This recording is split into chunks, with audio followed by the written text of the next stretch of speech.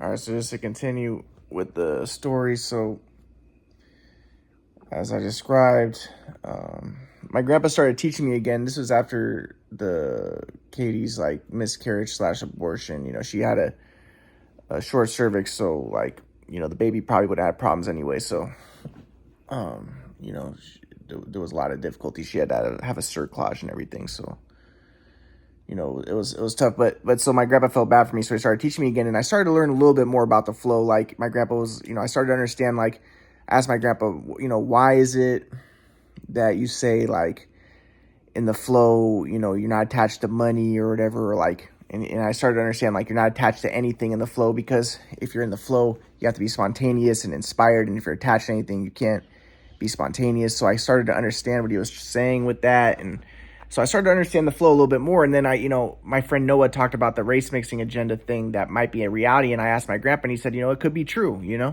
There could be people operating, but my grandpa would be like, well, but it's just people's software. It's just dualistic software.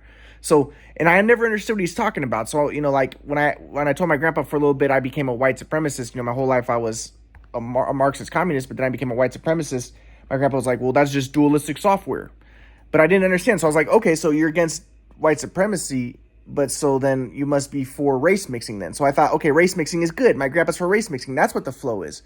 But then I started to realize that my grandpa didn't necessarily think that the flow was for race mixing or not against or not for race mixing. You would say the flow is to be, is when, it's no longer calculative, rational thinking, but it's from God. It's like inspired, but he wouldn't use the word God because my grandpa would be like, well, there is no God, there is no separate God. God is energy. But even though Dr. Hora never taught that, Dr. Hora said God's infinite love, intelligence. And I think, I don't think my grandpa really understood. My grandpa tried to make things too rational and naturalistic, right? And that's why he couldn't understand the quadrant model, because the quadrant model is not rational and naturalistic. It's not everything's energy and you can manipulate energy, and it's just complexifications of energy events and evolutionary processes towards synergy. Blah, blah, blah, blah, blah. Use scientific language and sound really smart, but it's just bullshit. So it's like, yeah, there could be some accuracy to that stuff, because we're in like some sort of matrix, like dream like matrix, and it can fulfill my grandpa's, my grandpa can find evidence for his naturalistic theories and stuff, because that's a part of the matrix thing. But anyway, but I started to understand what my grandpa was saying about the flow. And my grandpa, he told me that he could acknowledge that there might be, extra dimensions, like, spiritual dimensions like demons and stuff like that. And there could be that type of stuff, but he would say, I doubt it though, but I doubt there's demons. Demons is dualistic software, and I doubt that there's a God. Of course there's no God, because that's dualistic software. There's no separation. Everything's energy. But again, like, it's kind of ironic, because he'd be like, don't believe anything. Be in the flow. If you're in the flow, you don't believe anything. But he kind of believed that. But he would say, I don't believe that. That's just my framework of understanding, my current framework of understanding. I'm not attached to any beliefs. So, but I started to kind of understand what he meant by the flow at this point. So I'm starting to understand it more. And I'm like, okay. I was always confused. And like I said, I started to realize that the reason why I was, why I was kind of more of an, against religion, why I was so against religion, especially Christianity, was because I was kind of anti-white my whole life. And I saw religion as white supremacist and Christianity as white supremacist. And I really started to articulate that. And I think that watching the Facebook where people were talking about the race mixing agenda and stuff, and I started to kind of figure, really be able to articulate it. And that's the way I was my whole life, because I saw myself as Jewish and I was against white people. So I started to kind of put things together, and I started to have a deeper understanding. But again, my grandpa stopped teaching me because we got in the argument, because I wanted to, talk to my mom and dad. My grandpa's like, if you're in the flow, you're not attached to anything, even your family. And I'm like, Grandpa, your ideas have not helped. What would help is me not being alienated. And he's like, well, it's not alienation. It's a problem. It's just that causes cancer. It's a story about it. It's a story that you tell about it. You're always trying to get me to let go of the story. And I'm like, dude, just fucking stop this family alienation shit. And, I don't feel like you've helped me very much. So I go, oh, you just resent me. So he stopped teaching me. He stopped teaching me again. He did that thing where he would just disconnect from me. And he did that so many times. He would always leave me in confusion. So at this point, I was still in confusion. But at this point, I started, this is one thing, is I started watching like Internet Archive videos of books. And I started to get deeper understandings of reality. I was listening to books on Nietzsche about all different types of people, and I started to get deeper understanding. And the other thing was, like, after the abortion, I took down all my posts on Facebook, because my Facebook was really crazy, and I had a lot of posts of me playing basketball, but this is when my shot was messed up and my game was messed up. But, I didn't really know how messed up my shot was and my game was because, the shoot away messed it up and I didn't know how to fix it. But, but my Facebook was crazy, but I never really cleaned it up. But a part of that was because, again, I was alienated. I was isolated. My mom and dad, my mom had told me take down everything off your Facebook, but I didn't realize that my Facebook was so crazy because she wasn't there to tell me. She just or to show me. She just told me on the phone, and nobody really showed me that my Facebook was crazy. I posted stuff, but I didn't realize that people could look at my videos from way back in the day. And again, I had a virus on my computer, so I couldn't even go on my Facebook. So it was like I never knew how crazy it was. But then Katie kind of showed me.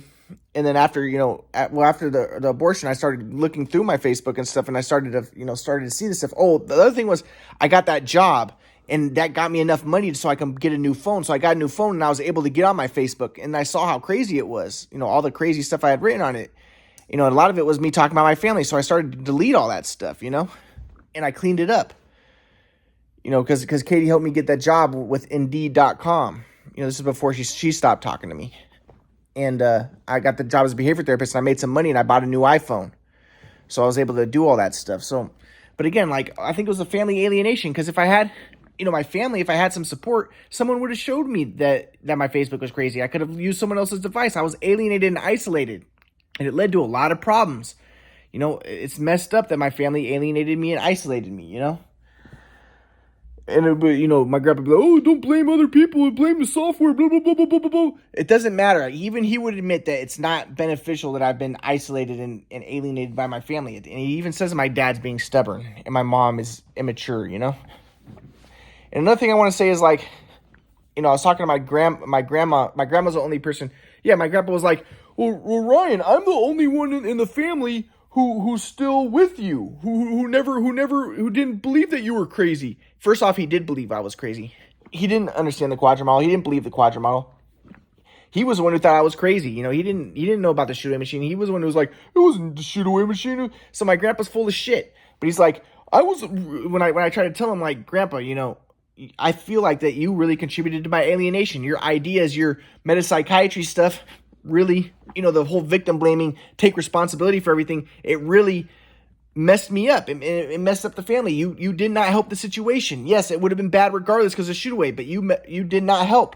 And my grandpa's like, Ryan, I was the only one in the family who didn't think you were crazy. And I'm like, dude, you're the one who fucking made me crazy, dude. First off.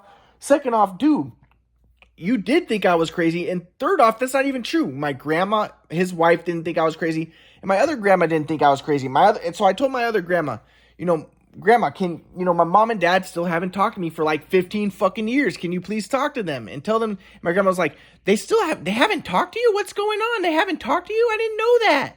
And I'm like, yes, they haven't talked to me, and she's like, oh, so she was like, I must have messed up. But then I was like, I think it would be helpful if I can talk to my mom and dad about the past, talking to them about the shoot away machine and all that stuff. And that's why all the bad stuff happened. My grandma's like, well, didn't your grandpa teach you that not to talk about the past? I'm like, this is the fucking problem. This is why I say my grandpa was the fucking problem. He came in with all his fucking stupid metapsychiatry ideas, and it did not help, So I'm like, but then my grandma told me that, my Eva, who was like her next door neighbor, wrote her a letter saying how my sister was evil and my mom and dad were evil, and they're just like really terrible people and like disgusting people, and how they wouldn't pay their workers, and how they were just like really messed up, terrible people. And my grandma was like, I'm never going to talk to Eva again. But I was like, well, I feel like that my grandpa contributed to making my mom and dad into bad people, dude, because his ideas, like, they misinterpret it, and they interpret it in like a right-wing, extremist way of like blaming the victim and just being assholes, dude. And I'm like, dude, why? I do feel like my grandpa, and I feel like my grandpa always messed people up. My grandpa made my uncle into an asshole. My grandpa even confused me, and he fucked up my head. And I'm like, dude, Grandpa, he's like, I'm the only one who didn't think that you were crazy, Ryan. I'm the only one in the whole family. Why are you mad at me? And I'm like, dude, you're the one who you're confused me, dude. You're confusing everybody. You didn't fucking help the situation. And you all the blaming of me, all the stuff that you've done, you fucking drove me crazy, dude. So I'm like, but anyway, so my grandpa's like, oh, you resent me. I'm not going to teach you anymore. So he stopped teaching me, but I was still confused. I wanted to understand the flow. So he confused me, but I wanted to fucking understand. What is he trying to teach me, you know? So, but at that point, he stopped teaching me. He's like, I'm not going to teach you anymore. But I wanted him to continue to teach me because I wanted to understand, you know? Because I'm not going to teach you anymore. You resent me. So then I was, he left me in the dust again. And now I was completely alienated from everybody in my family.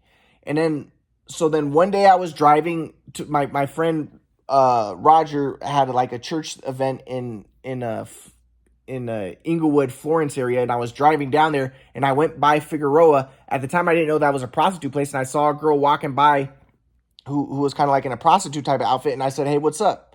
And I said hi to her. She was walking kind of, but this was on Florence, so it wasn't really on Figueroa. So, and I didn't know about Figueroa, all the prostitutes here. So I see her walking and she's like dressed up really seductively with like high heels and like her butt showing and her boobs basically showing.